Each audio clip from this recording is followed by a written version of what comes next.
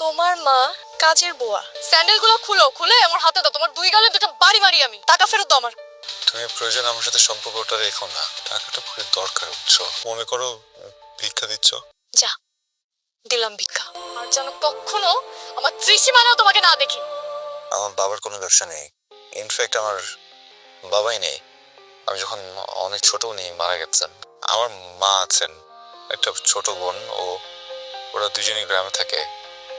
মানে আমার মা ছোট একটা চাকরি করেন, মানে একটা এনজিওতে আয়া হিসেবে আছেন। সামান্য কিছু বেতন আসে ওখান থেকে, যেটা দিয়ে ছোট বোনের পড়ালেখা চলে। আমি এখানে যে টিউশনিগুলো করাই ওই ওই টাকাগুলো আর খরচ করি না, ওগুলো বাড়িতে পাঠিয়ে দেই। মা বোন ওটা দিয়েই চলে। দেখো আমি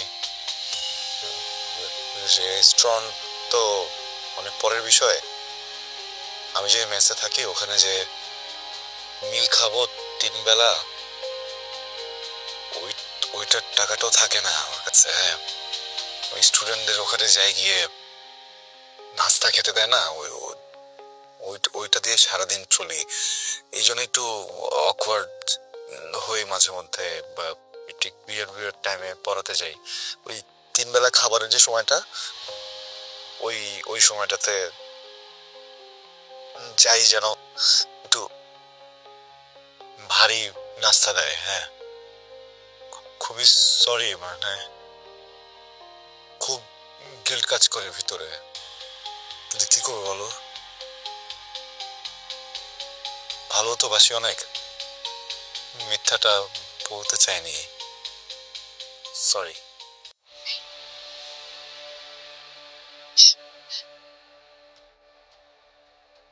তুমি এতদিন আমাকে মিথ্যা কথা বলছো। তোমার মা আয়া, তোমার বাবা নাই। এত মিথ্যা কথা বলার পর আবার তুমি টাকা নিছো আমার থেকে। তাই চেহারা দেখছো আয়নায় নিজে? দাঁড়াইছো কখনো আয়নার সামনে? তোমার সাথে আমার যায়? মানে বাস্তবতা বলতে তো একটা জিনিস থাকে, তাই না? যে রিয়েলিটি শব্দটা শুনছো কখনো? স্যান্ডেলগুলো তো তোমার। স্যান্ডেলগুলো খুলে আমার হাতে দাও। তোমার দুই গালে দুটো বাড়ি মারি আমি। টাকা ফেরত দাও আমার। এক্ষুনি আমার টাকা ফেরত দাও। আমি ছেলে মিথ্যাটা বলে টাকাটা নিয়ে যেতে পারতাম,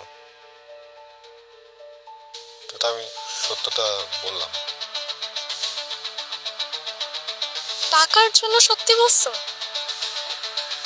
সত্যি বলে উদ্ধার করে ফেলছো। তুমি এক্ষুনি এই মুহূর্তে আমার টাকাটা ফেরত দাও। আর এরপর এই চেহারা জীবনেও যেন আমি না দেখি। মিমি, তুমি প্রয়োজন আমার সাথে সম্পর্কটা রেখো না। আরো বাজে কিছু বলতে ইচ্ছে করলে বলতে পারো, টাকাটা খুবই দরকার বুঝছো। জানি রাগ করে আসো, মনে করো ভিক্ষা দিচ্ছ। কেউ তো ভিক্ষা ফেরত দেয় না, তাই না? আমি কথা দিলাম আমি এটা আগের মাসে ফেরত দিয়ে দেবো। প্লিজ আমি টাকাটা নিয়ে যাই, প্লিজ প্লিজ। ভিক্ষা লাগবে না? যা, দিলাম ভিক্ষা। এই টাকা তুই রাখ। আর যেন কখনো আমার ত্রিসীমানাও তোমাকে না দেখি। হ্যাসল কোথাকার।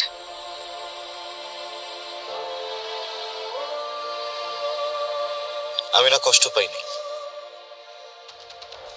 আসলেই কষ্ট পাইনি। যে জিনিসটা ঘটবে এর আভাস আমরা যখন আগে থেকেই পাই, তখন আর কষ্ট পাই না। এটা একদিন হওয়ারই ছিল। আমরা যা ভাবি তা ঘটে গেলে সেই কষ্ট আমাদের ছুঁতে পারে না।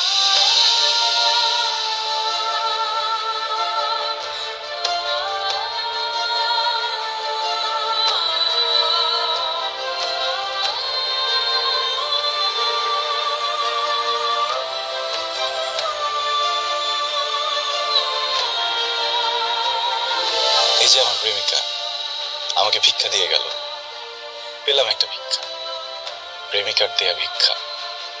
আমি মনে হয় এই পৃথিবীর প্রথম প্রেমিক যে প্রেমিকার থেকে ভিক্ষা পেল।